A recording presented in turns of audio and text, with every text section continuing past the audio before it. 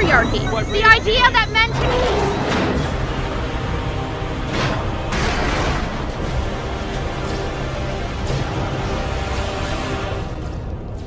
Next time they shine your light in the sky, don't go to it. The cancer is dead. Bury it. Consider this mercy. Patriarchy. I'm reading, fuckface. The fact that women have long been shut out of dangerous industrial jobs by men, by the way, is part of patriarchy. That universities have started to go along with it. They have started to respect students' points of view when the students claim that they have been emotionally traumatized by different opinions. And the trigger warning and safe space culture has started to take root even in the best institutions in the country. My view on this is that anybody who asks for a safe space or a trigger warning should be immediately expelled. They have demonstrated... They have demonstrated that they are incapable of meeting the requirements of their course. Why are you here? Why are you here if not to discover new ways of looking at the world, to discover thinkers and ideas, history, stuff you never imagined that was possible, to broaden your intellectual horizons? If you're not prepared to do that, go home, leave. Don't be here. For the same reasons. The problem is that what most people don't realise, the gender pay gap is a sort of myth. No economist takes it seriously. The ONS figures come from broad church sort of averages across the workforce, and when you take into account the different choices women make, whether or not you include children in that, actually the pay gap narrows to zero. So I'm in favour of this only because it's going to really embarrass these campaigners who constantly tell women that they're victims and that they're suffering under this sort of patriarchal society. Actually, women and men get paid pretty much the same to the point of a couple of percent. So I am in favour of it, but only because it's going to explode one of the most persistent feminist myths of our time, the gender pay gap. Okay.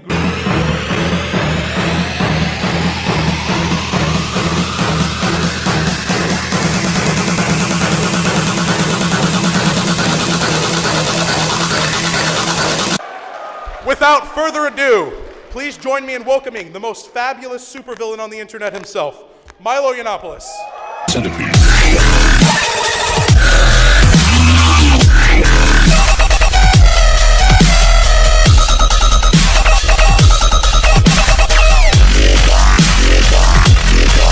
Centipede.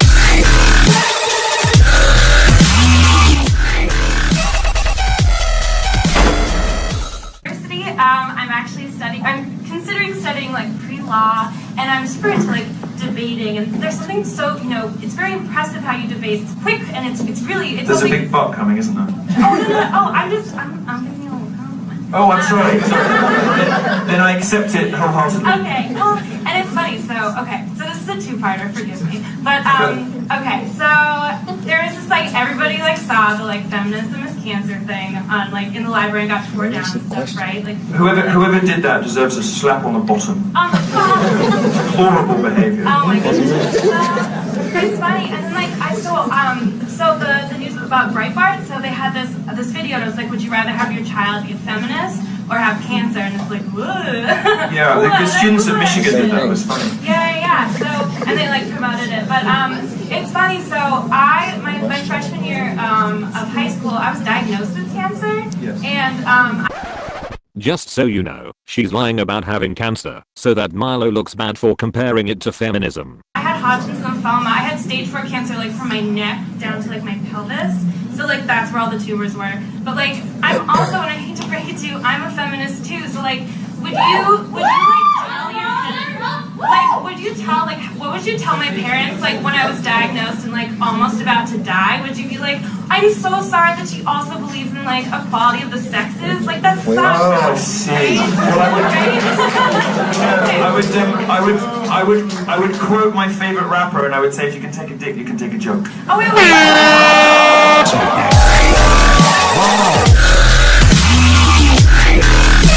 Confirmed kill.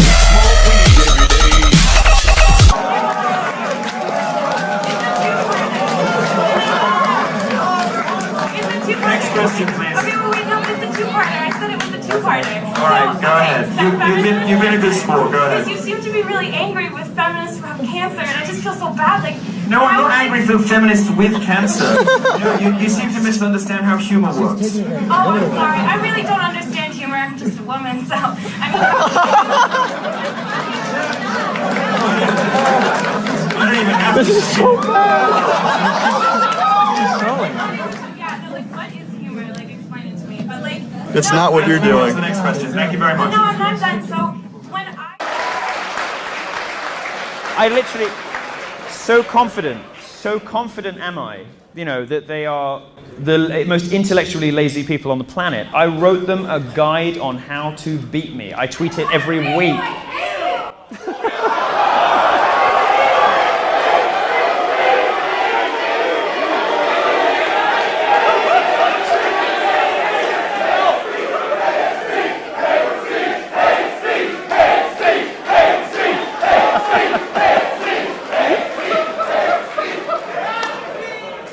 You see, and this is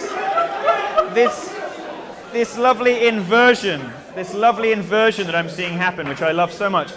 This lovely inversion of what the left has done to us for so long just shows how empty and platitudinous the crap they shut us down with is, you know? In the arms of the angel. What I want to know is, do you have anything to say about the fact that it seems like your supporters, and in general the alt-right movement, seems to have a high degree of what I would say schlubby, low testosterone males? And what do you think that says about the obsession with Donald Trump as an alpha male? Yes. Sorry, I wasn't done with my question. Mr. Yiannopoulos, I wasn't done with my question, and as you're fond of pointing out, it's rude to shout people down and an infringement of their free speech to shout people down. I think I understand the general tenor and direction of the question. This is a perfect example of the sort of ugly... This is a perfect example of the sort of ugly sociopathy that has given rise to the sexodus, that has given rise to young men checking out of relationships, that has given rise to female unhappiness as they discover that more men are deciding that women just aren't worth the hassle. This kind of ugly, nasty, cruel generalization about men who have done nothing to deserve it. If you look at equality in society, if you look, for example, at Bangladesh versus Norway, what you notice is the number of women in science and technology subjects actually goes down as societies get more equal, because women simply don't make the same choices that female academics and feminists would like them to. Women actually don't want to go into the sciences on the whole, and when they have every option available to them, they tend to choose not to.